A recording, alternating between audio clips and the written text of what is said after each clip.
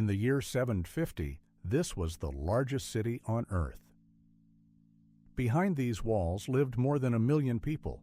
It was the beating heart of an empire, a place of unimaginable wealth and beauty, and yet within a single decade it would be soaked in blood and reduced to ash. This is the story of Chang'an, the greatest city the world has almost entirely forgotten. To understand Chang'an, you have to understand the empire it ruled. This was Tang Dynasty China at the very height of its golden age, an empire that stretched across the deserts of the Silk Road, drawing in trade, ideas, and people from half the known world. And every road, quite literally, led here. The scale of the city is almost impossible to imagine. Chang'an was built as a perfect grid, its outer walls running for miles in every direction. At its peak, it covered an area many times larger than ancient Rome, wider, more populous, and more advanced than any city Europe would build for the next 1,000 years. At the center ran the great Vermilion Bird Avenue, an artery so wide that hundreds of horsemen could ride it side by side. Each morning, as drums echoed across the city, its 108 walled districts opened their gates, and 1 million lives spilled into the streets. And what a crowd it was! Chang'an was the most cosmopolitan city on the planet. On a single street, you might pass a Persian silk trader, a monk from India, a scholar from Japan, a Korean envoy, and a musician from Central Asia.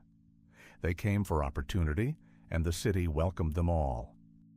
The heart of that commerce was the Western market. Here, beneath a forest of banners and lanterns, you could buy almost anything the world had to offer. Silk, finer than water, spices worth their weight in gold, jade, incense, exotic animals, and secrets carried from the far edges of the earth.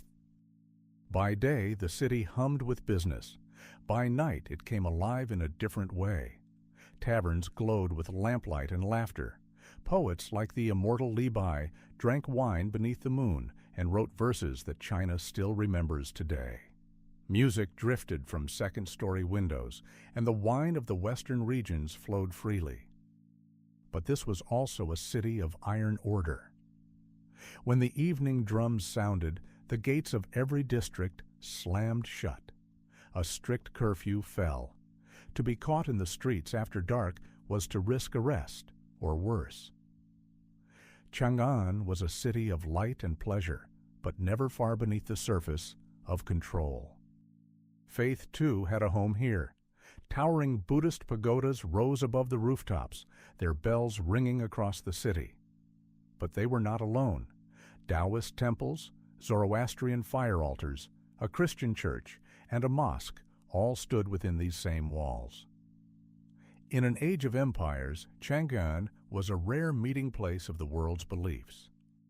Above it all, in a palace complex larger than many entire cities, sat the man who ruled this world, the Emperor Xuanzong.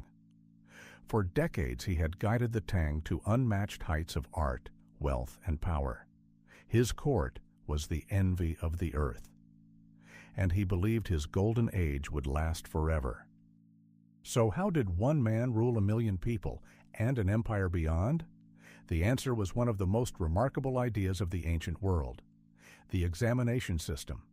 In theory, any young man, however humble his birth, could study the classics, sit a brutal series of exams, and rise to govern the empire. It was a dream of merit that the rest of the world would not seriously attempt for another 1,000 years. And the world took notice.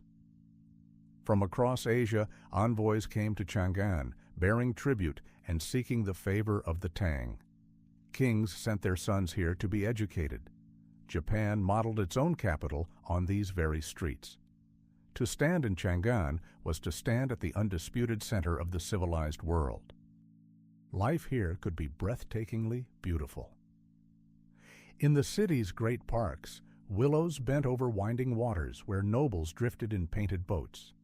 And on festival nights, Chang'an became a sea of light.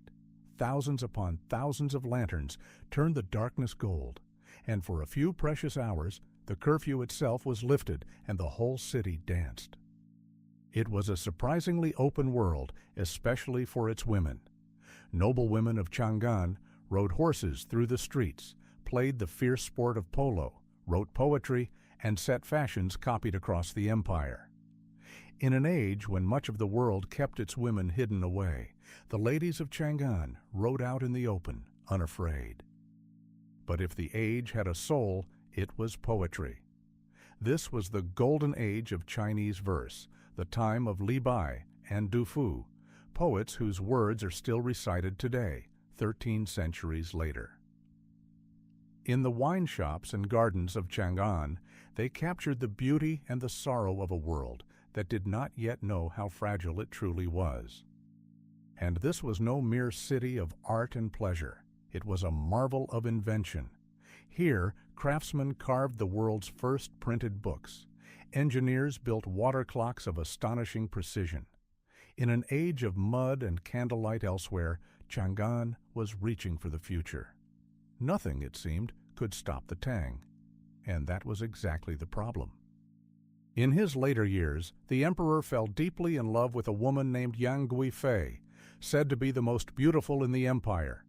He showered her and her family with power and riches beyond measure. The court drowned in luxury. And slowly, quietly, the emperor stopped watching his empire. While the palace feasted, the frontier grew dangerous. Real power was drifting into the hands of the empire's border generals, men who commanded vast armies far from the capital. And none was more powerful or more ambitious than a general named An Lushan. For years, An Lushan had smiled and bowed at court, playing the loyal servant. But behind the mask, he was building an army loyal only to him. And in the winter of 755, the mask came off. He turned his soldiers south and marched them straight toward the heart of the empire. The empire was caught completely unprepared.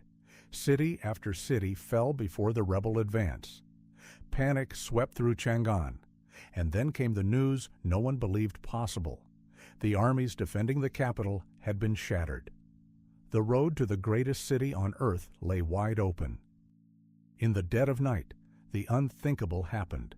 The emperor, ruler of all under heaven, abandoned his own capital. He fled west with his court under cover of darkness, leaving 1 million people behind to face what was coming. It was the moment the Golden Age died. What followed was catastrophe. The rebels poured into Chang'an. The markets that had traded the world's treasures were looted and burned. The temples fell silent. The wide avenues, once filled with music and life, ran with fire and fear. The most magnificent city on earth was being torn apart. The rebellion would rage for 8 long years, and when the census takers finally counted the survivors, the numbers were almost beyond belief. Tens of millions of people were simply gone. By some counts, it remains one of the deadliest conflicts in all of human history, and Chang'an never truly recovered. Today, almost nothing of that great city remains above the ground. The walls are gone, the palaces are dust, the million voices have long since faded into silence. But for one brief, brilliant moment, Chang'an was the center of the world, a city of 1 million souls, of silk and poetry, of light, and then of ash. If you'd like to walk through more lost worlds like this one, subscribe.